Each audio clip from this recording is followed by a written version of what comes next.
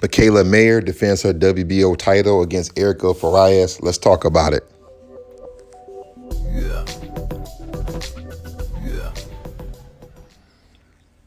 Well, last night, Mikaela Mayer defends her junior lightweight belt against once great Erica Farias. She wins by unanimous decision.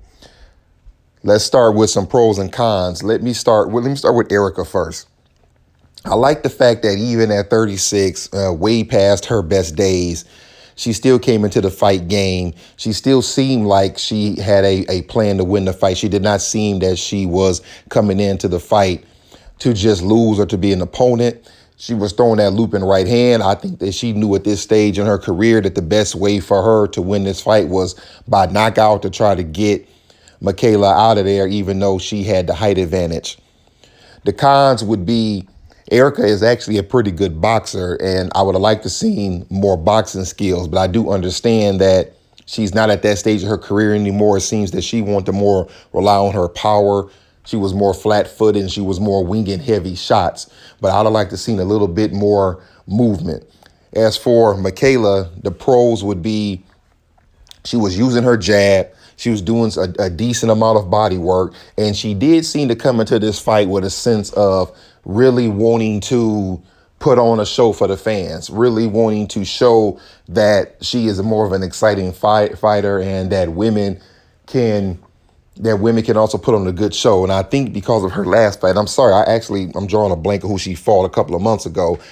If you remember at the end of that fight, her trainer was really kind of hot, saying that, Mikaela should have got that girl out of there. And I think that Mikaela came in this time wanting to show a little more power to maybe get Erica out of there, somebody who is past her prime. As far as the cons would be, is that Mikaela had a 5-inch height advantage, and to me, she was not using her height advantage. Now, Andre Ward was saying during the fight that, she's doing a good job using her height advantage. I have to disagree with Andre on that. When the fight first began, if you look at it again, as soon as the bell rung, they both came out swinging. And the first thing I noticed is that they were almost the same height, because Mikaela was really dipped down in her knees and she was almost eye to eye with Erica. What I would like to see was for Mikaela to use her height, kind of like Savannah Marshall did a couple of months ago. Stand up tall, use your height, use your jab to set up your power. But I think that Mikaela was more trying to get into a firefight, because she is fighting a fighter who was past her best days, and I think that she was wanting to go for the knockout. As far as the fight goes, the fight actually was a good fight. They did put on a good show. I do think that, like I mentioned a little earlier, that Mikaela was more trying to get a knockout. She wasn't really trying to get a decision against Erica.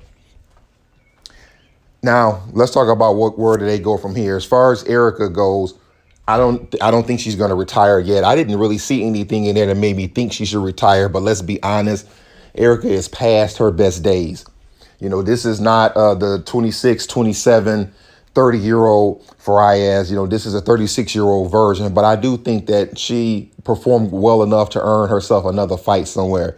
As far as Mikaela, I'm not exactly sure where she goes from here. I know a few months back she mentioned wanting to go up to lightweight to fight Katie Taylor. I don't know if that's going to happen or if she's just going to stay at junior lightweight and try to unify all of the belts. But anyway, give me your thoughts. Did you enjoy the fight? Did you think that Mikaela put on a good performance? Was there anything you think she should have done better? And what do you want to see from Mikaela from here on out? Otherwise, if you haven't already, like and subscribe, hit the notification bell so we can keep talking boxing. Other than that, that's all I got. Holler at y'all later.